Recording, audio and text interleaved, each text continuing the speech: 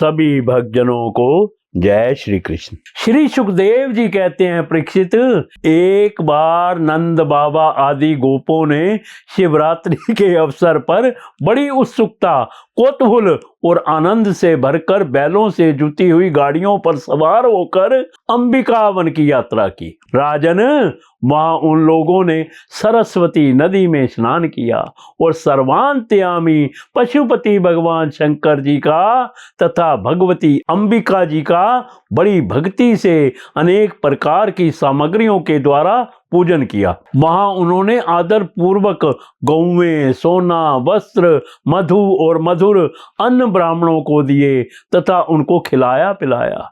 वे केवल यही चाहते थे कि इनसे देवादिदेव भगवान शंकर हम पर प्रसन्न हो। उस दिन परम भाग्यवान नंद, सुनंद आदि गोपों ने उपवास कर रखा था, इसलिए वे लोग केवल जल पीकर रात के समय सरस्वती नदी के तट पर बेखटके सो गए। उस अंबिका वन में एक बड़ा भारी अजगर रहता था। उस दिन वह भूखा भी बहुत था। देववश वह उधर ही आ निकला और उसने सोए हुए नंद जी को पकड़ लिया। अजगर के पकड़ लेने पर नंद राय जी चिल्लाने लगे, बेटा कृष्ण, बेटा कृष्ण, दौड़ो दौड़ो, देखो बेटा ये अजगर मुझे निगल रहा है, मैं तुम्हारी शरण में हूं, जल्दी मुझे इस संकट से बचाओ। नंद बाबा का चिल्लाना सुनकर सबके सब गोप एकाएक उठ खड़े हुए और उन्हें अजगर के मुंह में देखकर घबरा गए।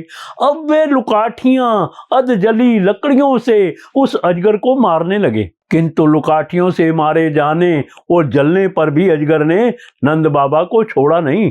इतने में ही भक्त वत्सल भगवान श्री कृष्ण ने वहां पहुंचकर अपने चरणों से उस अजगर को छू दिया। भगवान के श्री चरणों का स्पर्श होते ही अजगर के सारे अशुभ भस्म हो गए और वह उसी क्षण अजगर का शरीर छोड़कर विद्याधरा चिर सर्वांग सुंदर रूपवान बन गया। उस पुरुष के शरीर से दिव्य ज्योति निकल रही थी। वह सोने के हार पहने हुए था। जब वह प्रणाम करने के बाद हाथ जोड़कर भगवान के सामने खड़ा हो गया, तब उन्होंने उससे पूछा, तुम कौन हो? तुम्हारे अंग अंग से सुंदरता फूटी पड़ती है, तुम देखने में बड़े अद्भुत जान पड़ते हो, तुम्हें यह अत्यंत निंदनीय अजगर योनि क्यों प्राप्त हुई थी? अवश्य ही तुम्हें विविश होकर इसमें आना पड़ा होगा। अजगर के शरीर से निकला हुआ पुरुष बोला, भगवान, मैं पहले एक विद्याधर था, मेरा नाम था सुदर्शन।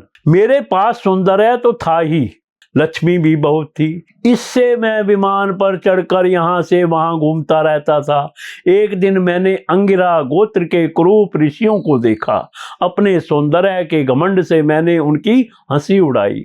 मेरे इस अपराध से कुपित होकर उन लोगों ने मुझे अजगर योनि में जाने का श्राप दे दिया। यह मेरे पापों का ही फल था। उन कृपालु ऋषियों ने अनुग्रह के लिए ही मुझे श्राप दिया था, क्योंकि यह उसी का प्रभाव है कि आज चराचर के गुरु स्वयं आपने अपने चरण कमलों से मेरा स्पर्श किया है। इससे मेरे सारे अशुभ नष्ट हो गए। समस्त पापों का नाश करने वाले प्रभु, जो लोग जन्म मृत्यु रूप संसार से भयभीत होकर आपके चरणों की शरण ग्रहण करते हैं, उन्हें आप समस्त भयों से मुक्त कर देते हैं। अब मैं आपके श्री चरणों के स्पर्श से श्राप से छूट गया हूं और अपने लोक में जाने की अनुमति चाहता हूं। भक्त वत्सल महायोगेश्वर पुरुषोत्तम में आपकी शरण में हूं।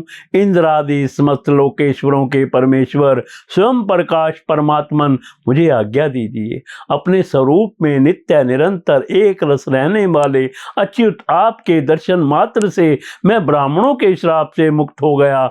यह कोई आश्चर्य की बात नहीं है, क्योंकि जो पुरुष आपके नामों का उच्चारण करता है वह अपने आप को और समस्त श्रोताओं को भी तुरंत पवित्र कर देता है।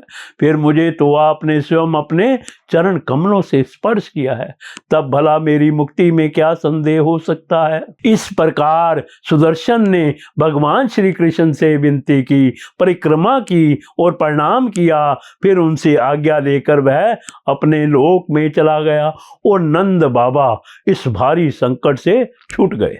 राजन, जब ब्रजवासियों ने भगवान श्री कृष्ण का यह अद्भुत प्रभाव देखा तब उन्हें बड़ा विस्मय हुआ।